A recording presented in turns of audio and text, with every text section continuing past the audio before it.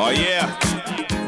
What's up, world? Bonjour à toutes et tous. Aujourd'hui, Il était une voix rencontre Jean-Pierre Michael. Cet acteur bien connu du grand public est la voix officielle du magnifique Brad Pitt. Mais savez-vous que Jean-Pierre a également à son palmarès des stars comme Keanu Reeves, Ben Affleck ou encore Jude Law? Allez, c'est parti! Jean-Pierre, c'est toi qui doubles le légendaire, le magnifique Brad Pitt. Alors, dans des films comme Tree of Life, Inglourious Basterds, Benjamin Button, Les Trois Oceans, Babel, 3, Rencontre avec Joe Black, 7 ans au Tibet et dernièrement, dans Le Stratège, tu dis avoir, Jean-Pierre, une sensibilité proche de son jeu. Ouais. En général, le doublage, on a des affinités plus ou moins avec les acteurs qu'on rencontre parce que ils ont une façon de jouer, ils ont une façon de se déplacer, une façon de parler de laquelle il faut être proche. Brad Pitt, j'ai plus de facilité qu'avec les autres parce que je comprends ce qu'il fait beaucoup plus que certains où je trouve qu'ils sont décalés, où ils sont pas dans le rythme, où ils sont... Là, tu es dans la même énergie. Là, je suis dans la même énergie que lui et à chaque fois, j'ai un vrai plaisir à le faire parce que je le sens bien. C'est avec ton épée que tu lui as fait honneur. Tu n'auras plus d'yeux ce soir, plus d'oreilles ni de langue.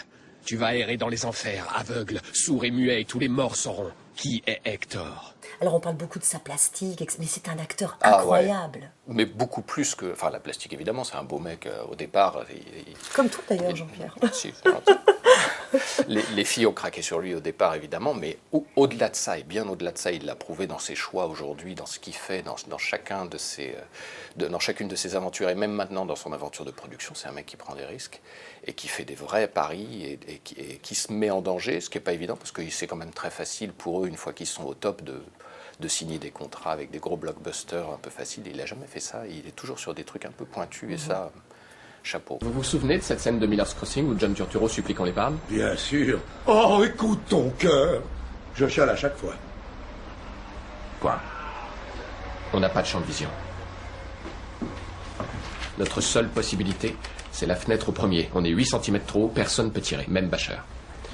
Tant qu'on sera régi par les lois de la physique, on n'y arrivera pas. Quel est le film où tu as préféré doubler Brad Pitt? Mais je crois que celui où j'ai senti le plus de plaisir, c'était Meet Joe Black qu'il avait fait dans les années 2000, je n'ai plus la date exacte, où il jouait la mort et il avait une sorte de naïveté enfantine de découverte comme ça qui était extrêmement agréable à faire et à jouer. Si vous et moi on était mariés, j'aimerais que vous ne manquiez de rien, c'est tout. J'aimerais pouvoir vous rendre heureuse toute ma vie durant. Et pourquoi ne pas prendre soin de sa femme? Elle prend soin de vous, non? Vous aurez du mal à trouver une femme pareille de nos jours. Zut, vous êtes sûr?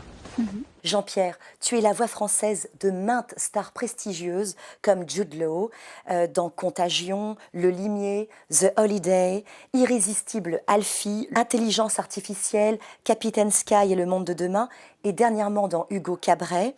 Il a une palette aussi bien dramatique que comique. Il est intéressant du coup à doubler. Ouais, il est passionnant. Mais j'ai cette chance de doubler plusieurs comédiens comme ça qui prennent des risques, qui font des choses très différentes à chaque film, dans chaque aventure. Et c'est un réel plaisir, quoi, d'avoir pas le truc vendu d'avance où on a des choses vraiment différentes à faire et des territoires différents à explorer à chaque fois. Elles me font parfois demander par mon nom. Je sais tout ce qu'il faut savoir sur les femmes. À peu près tout ce qu'il y a à connaître. Il n'y en a pas deux qui se ressemblent. Et après m'avoir connu, il n'y en a pas deux qui soient la même. Et je sais où on peut trouver la plupart des femmes. Alors Jean-Pierre, également Ethan Hawke dans Assaut sur le Central 13, Taking Lives, Johnny Depp dans Dead Man, Rochester, le dernier des libertins, Keanu Reeves, notamment, c'est toi qui fais la trilogie des Matrix. Ouais. J'ai déjà vu ça. Qu'est-ce que tu viens de dire? Rien, une impression de déjà vu. Et L'Associé du Diable, très beau rôle aux côtés d'Al Pacino. Magnifique. C'est la première fois où je l'ai fait d'ailleurs, L'Associé du Diable. Et c'est un rôle où il est avocat au départ, donc il y a des grandes plaidoiries comme ça, et c'était des tartines immenses de textes à jouer, à doubler. C'était un vrai truc d'acteur et de comédien, et ça, je me suis régalé avec ça. Et ensuite, c'est vrai, la confrontation entre Pacino et lui est magnifique dans tout le film. Ces gros cochons qui s'empiffrent. C'est bien votre écriture, vous la reconnaissez? Oui, Vous l'avez écrit pendant le cours de Monsieur Getty. c'était pour rire. C'est un gros cochon qui s'empiffre. Il doit manger au moins 1000 pancakes au petit déjeuner. La caricature désigne bien Monsieur Gettys. Affleck, Daredevil, Pearl Harbor, Armageddon, aux côtés de Bruce Willis. Extrêmement aussi intéressant finalement, Ben Affleck a doublé. Oui, très différent aussi, même s'il est plus dans la facilité, lui, il va plus Oui. dans les gros blockbusters que les autres. Alors maintenant, il revient en tant que réal, il fait des choses vachement intéressantes, et du coup, il fait des choix un petit peu différents en tant que comédien aussi, et ce que je trouve plutôt pas mal. Il a dû se remettre en question là-dessus, mais super acteur aussi. Harry, attends. Oh, oh, oh, oh. Je comprends. D'accord. Tu es furax, comme n'importe qui à ta place. Mais il va tirer dessus. Non, non, non, t'inquiète pas. Karl Urban, dans Le Seigneur des Anneaux, Les Deux Tours et Le Retour du Roi, le rôle de Éomer. Jack Davenport, dans Les Trois Pirates des Caraïbes, avec le rôle de James Norrington. Ouais. Et tu dis quelque chose de très joli, quand je double, j'essaie de les épouser. C'est ce que j'aime dans le doublage, c'est que c'est des choses qu'on n'aura jamais l'occasion de faire, nous. Jamais on tourne Pirates des Caraïbes, jamais on tourne Matrix ici en France, et encore moins avec nous, acteurs qui ne sommes pas des stars mondiales. Donc on n'aura pas l'occasion de se frotter à ce genre de personnages ni à ce genre de travail. Et grâce à eux, grâce à doublage, on a tout d'un coup le pouvoir d'approcher un petit peu ça. Et ces gens-là, ils ont un métier, ils ont quelque chose qu'ils ont travaillé, qui leur a permis de grandir et d'être ce qu'ils sont aujourd'hui. Et donc, avoir cette chance de pouvoir être au plus proche d'eux dans le doublage, c'est-à-dire leur apporter quand même ce supplément d'âme qu'est la voix, qui est quand même super important à l'image, puisque un film, on peut l'entendre, mais juste le regarder sans son, c'est très très ennuyeux. Bien sûr. Et donc, on a tout d'un coup ce truc qui nous apporte énormément. Et moi, j'apprends chaque jour quand je vois les bons acteurs, parce que quelquefois, on double des pas bons aussi, et à ce moment-là, on s'ennuie fortement. Nous, à travers le doublage, on apprend vraiment énormément d'eux, je trouve. Et ça me sert, moi, ensuite, en tant que comédien, entre guillemets, classique, oui, sur scène ou dans les tournages, je sais que je me sers de cette expérience-là aussi. Ah oui, ça me nourrit de cette façon-là. Ouais, ouais. Largo Winch, c'est toi qui doubles Largo, incarné par Paolo Seganti. Alors là, il y a une anecdote qui est très rigolote, c'est que Paolo Seganti est fan de ta voix et il a envoyé à ses parents l'AVF. J'avais entendu dire ça, oui, c'est vrai. Quand la série était sortie, elle avait été tournée, lui je crois qu'il l'a tournée en anglais, dans mes souvenirs. Ses parents sont italiens, donc ils ne comprennent pas plus l'anglais que le français. Et du coup, il avait préféré leur envoyer... ta voix. Jean-Pierre, tu es sur 3 séries phares Homeland, Justified et Person of Interest. Alors Homeland, tu doubles Damien Lewis.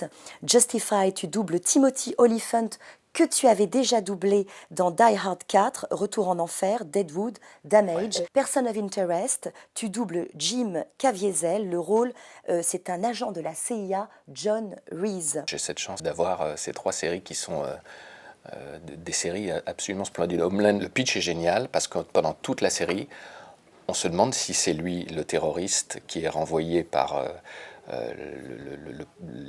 l'Afghanistan ou si c'est pas lui. Est-ce qu'il revient en héros ou est-ce qu'il revient en terroriste, etc. Et donc la série est super bien foutue comme ça sur 13 épisodes. Je ne suis pas venu ici pour vous dire que je peux faire parler Hamid plus vite que vos experts le peuvent. Mais hier, j'ai fait exactement ce qu'on attendait de moi. Et croyez-moi, c'était pénible de nous voir là en train de veiller à respecter ses droits après tout ce qu'il m'a fait pendant 8 ans.